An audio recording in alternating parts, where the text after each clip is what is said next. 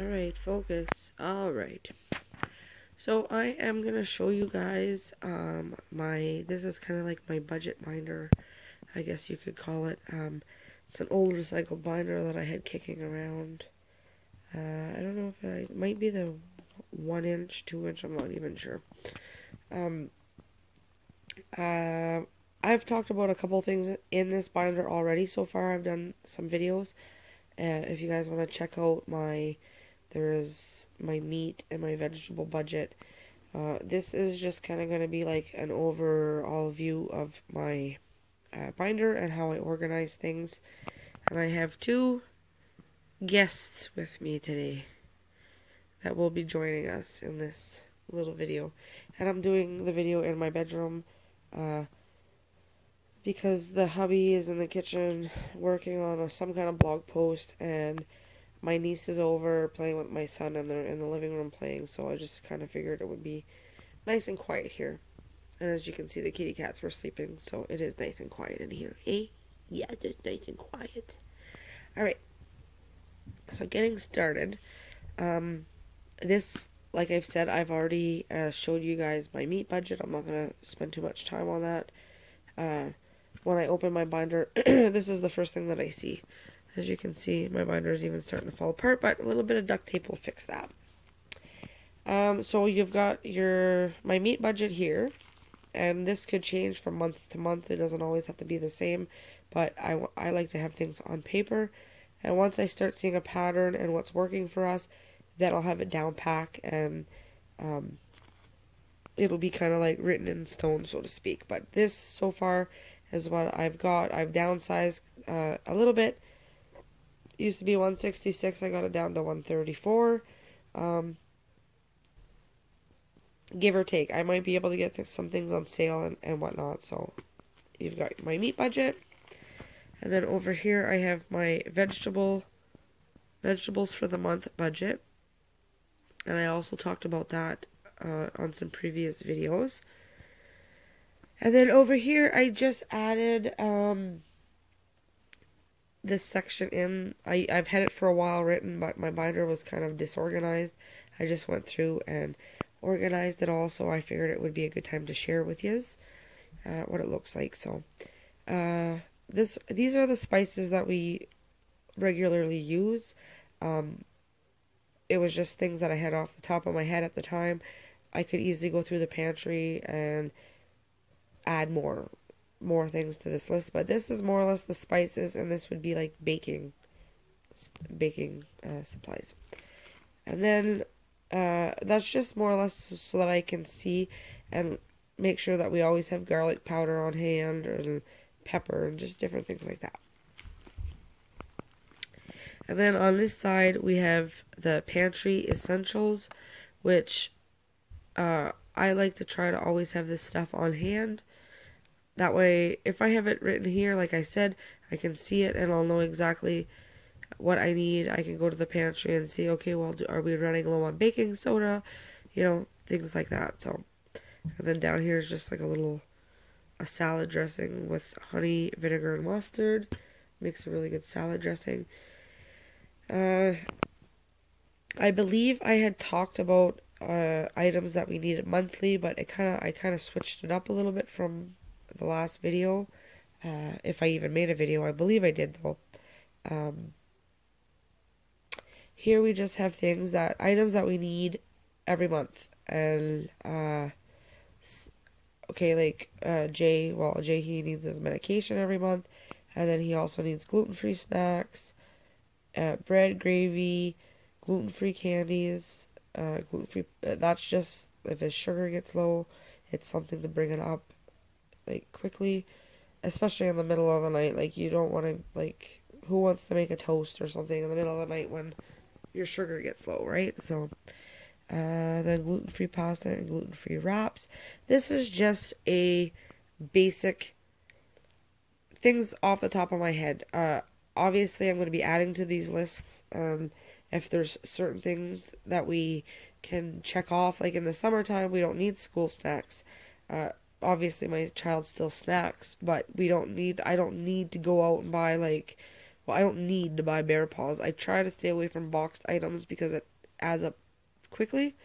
Whereas, like if I buy a thing of Bear Paws for $2, uh, there's only like 5 or 6 in a thing, so it's only good for like, you know, 5 or 6 snacks. Whereas if I buy oranges for $2, there's multiple oranges in there, and to me, my money goes further that way. So, but yeah, this is items that we need every month. The cats need food and treats. They don't need treats. See, that's something there where it's not a necessity. Food is a necessity. Treats are not. But I like to give the little fur baby some treats. Eh? You guys like treats, eh? Yeah, I sure like treats. And then I've got the dairy section, eggs, milk, ice cream. Again, it's got a little thing beside it just because it's a healthier um, dessert, but we don't need ice cream. Blocks of cheese, however, we go through it. We use it for multiple things.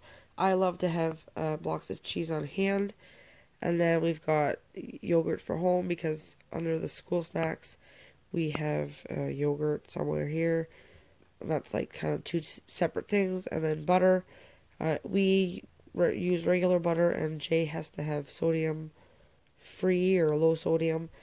So we have to buy like 2 separate stacks of groceries in that sense. And then we've got health and beauty products, household products, and pantry products. Now, like I said, I still have some adding to do, but since I have it on paper like this, it's going to be a lot easier for me to write out my grocery list. And then if I stick to these, if I stick to the meat and I stick to the vegetables and I stick to the necessities, and then it becomes a pattern, we're going to get used to it really quickly. And that is what I'm hoping. My goal is, anyways. And then to be left with some money throughout the month to be able to go and get, like, bananas, for instance. I can only buy 4 or 5 bananas at a time because they go bad quickly, and my son, if they're, like, black, he won't eat them. So I usually get 4 or 5 bananas a week, which is basically a banana a day for his school snacks. And if, let's just say, a day he doesn't eat a banana at school, well, he can have it on the weekend. But either way, every week I gotta buy bananas, so it would be nice to have money on hand to be able to do so. So that is my goal in all this paper. I'm a list person, as I mentioned before, so this is gonna help me budget better and keep track of my money better, and hopefully cut down on the spending as well. Now, where this is blank is usually where I would have my bills for the month.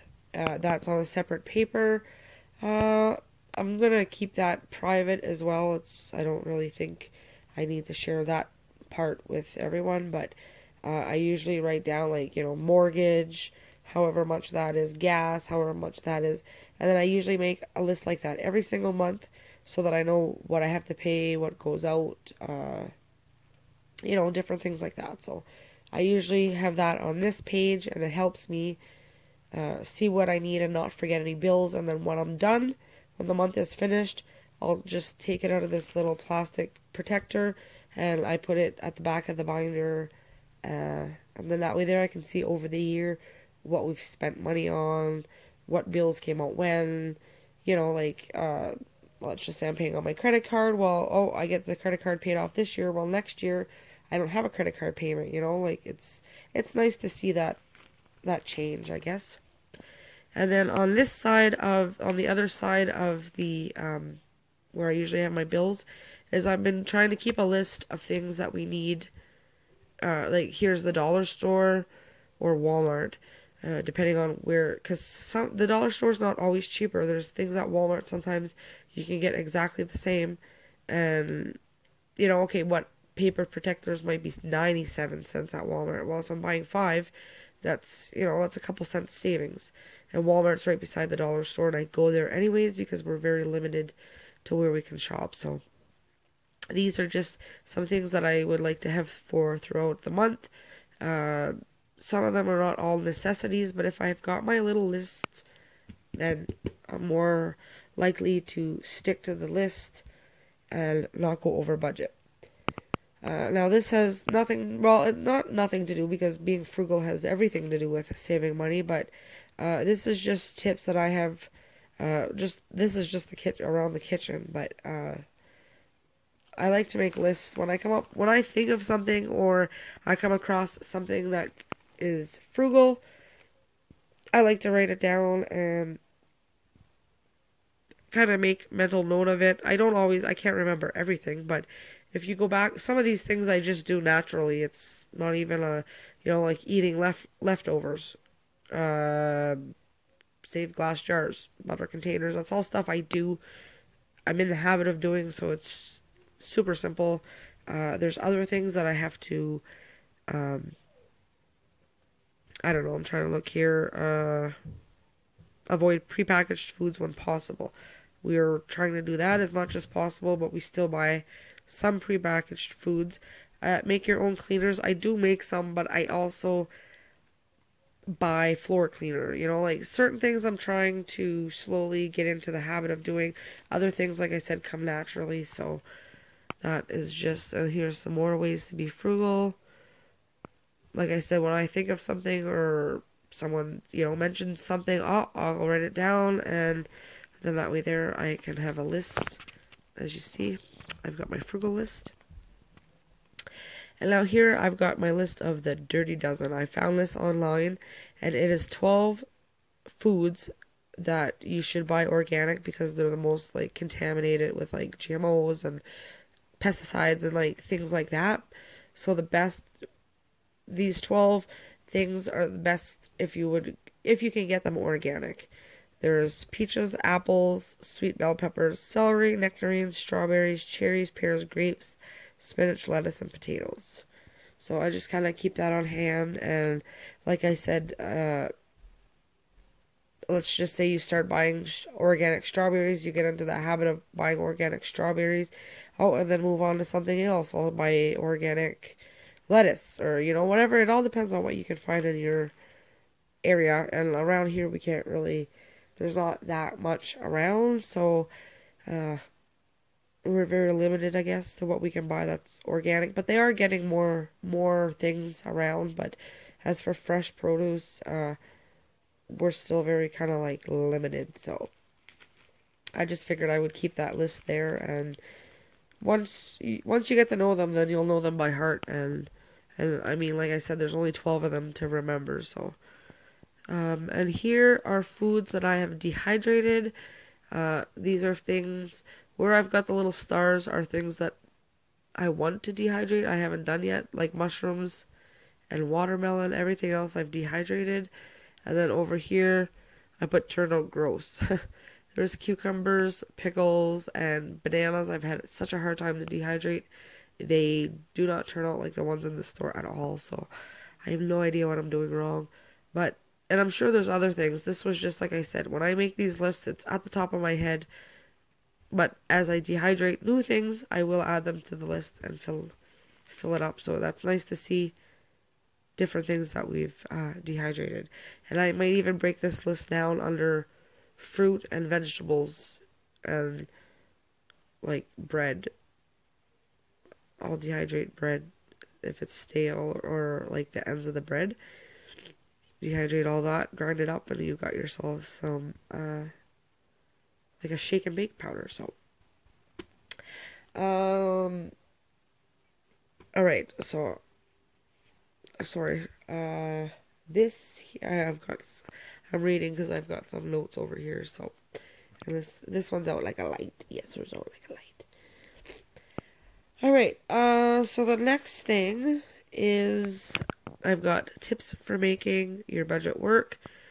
Another list that I just keep writing down. I've only got 6 of them here, but these are things that I'm using.